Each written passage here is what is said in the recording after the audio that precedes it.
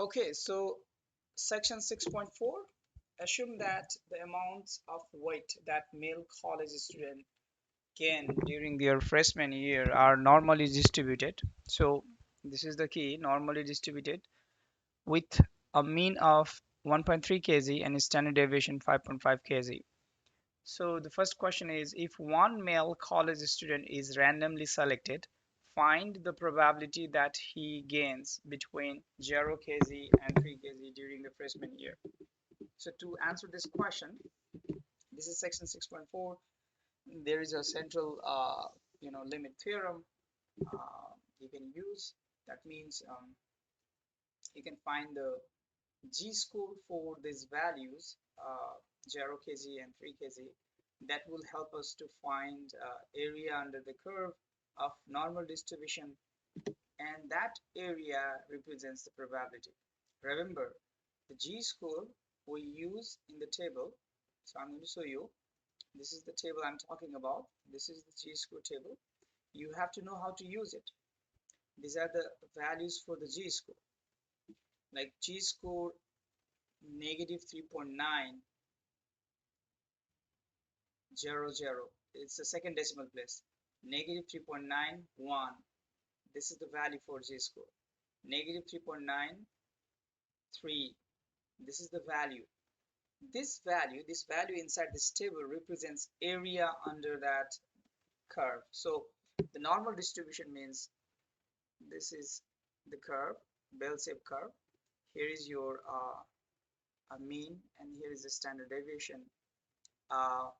Let's say if you have a G score, let's say something G square for any value is negative 3.1, then this particular value represents area under the curve for that particular G score value. Okay, so in our problem you have to understand there are two information. So to find the G score for individual case, like just for one person or one item or one variable, one data, this is the formula we use. That data, this x represents the value of the data. This mu is average, and this sigma represents the standard deviation. So whenever you have just one single data, you are going to use the first formula. If you are using sample of data more than one, then we have to use this formula to calculate the G score. So in our problem, for the first part of the problem, as you can see here, if one male college student, so that means we need to use the first formula. And what is the chances of getting that particular student gaining the weight between 0 kg to 3 kg? So that means we would like to find out the area between under the curve between 0 to 3, and that area can be found if you find the G score and use this table. That will help you for finding that area. So how do you do that?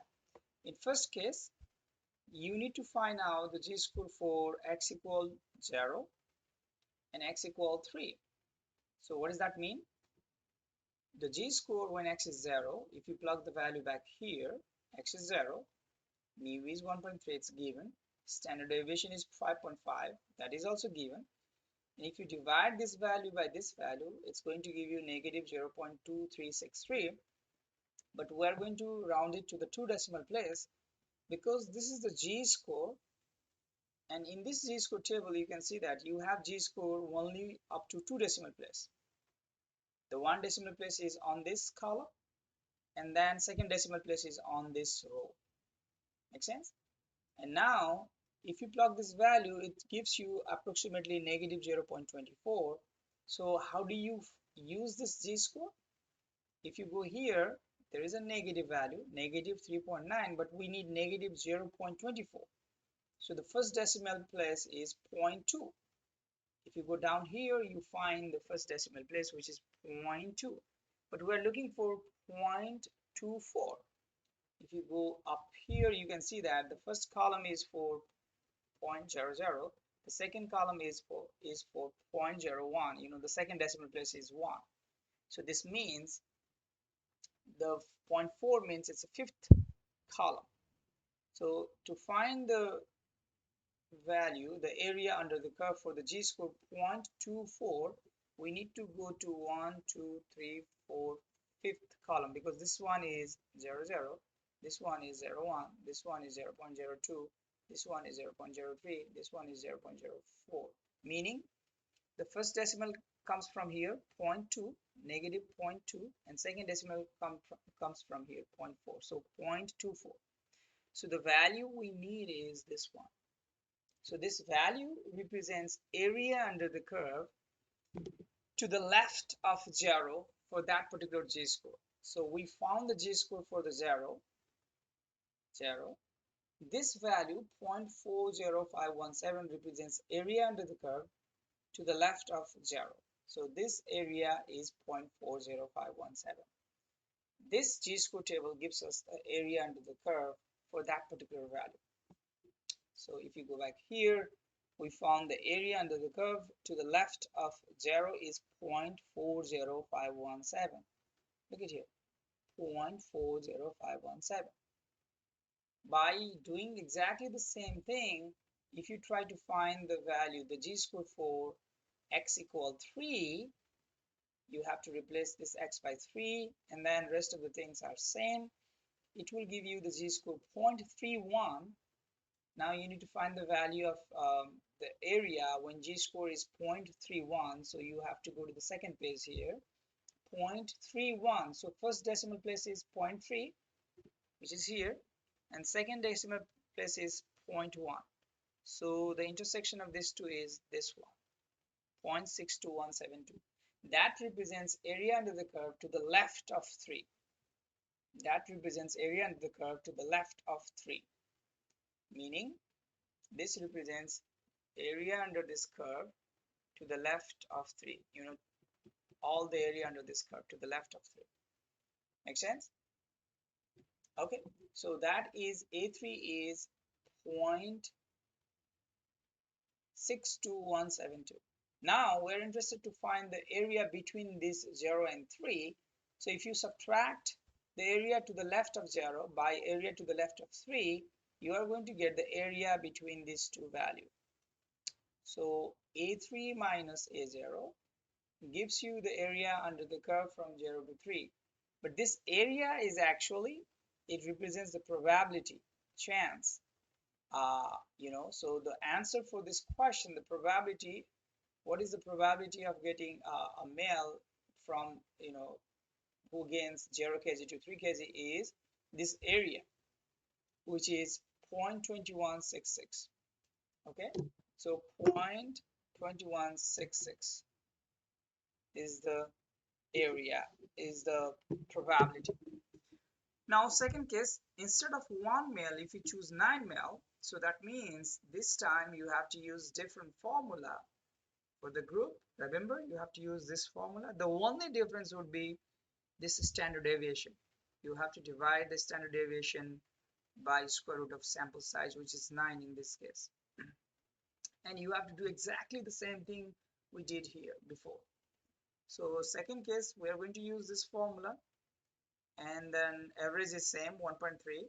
The standard deviation would be different, which is 5.5 divided by square root of 9, which is approximately 1.833.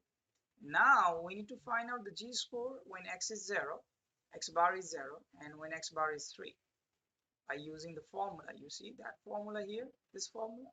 Just replace this x bar by 0 for the first time, and then 3 for the next time. If you do that, you are going to get approximately negative 0.71. We just need 2 decimal place g-score because that's what table says. We cannot have more than 2 decimal place. The first decimal place comes from this column, and second decimal place comes from this row. In our case here, it's a 0.71 negative. So we go to this table, the table 1 first, 0.71. I'm going to provide this g-score table so that you can use this g-score table. Okay, you can get it in D12. So 0.71, where is the negative 0.71? Negative 0.7, second column, which is 1. This is 0.23885. That is the area under the curve to the left of 0. which is 0.23885. By doing exactly the same thing for g-score for 3, we're going to get area under the curve to the left of 3, which is 0.82381.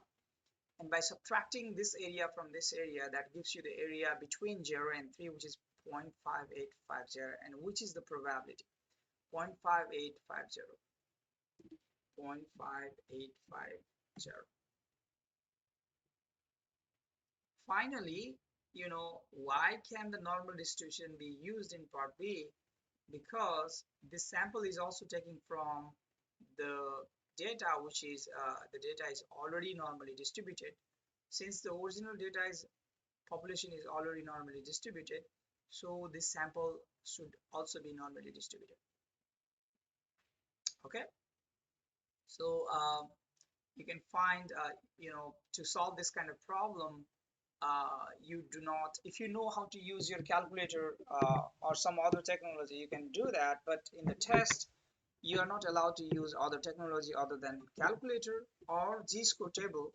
So use this g-score table the way I use and then solve this problem.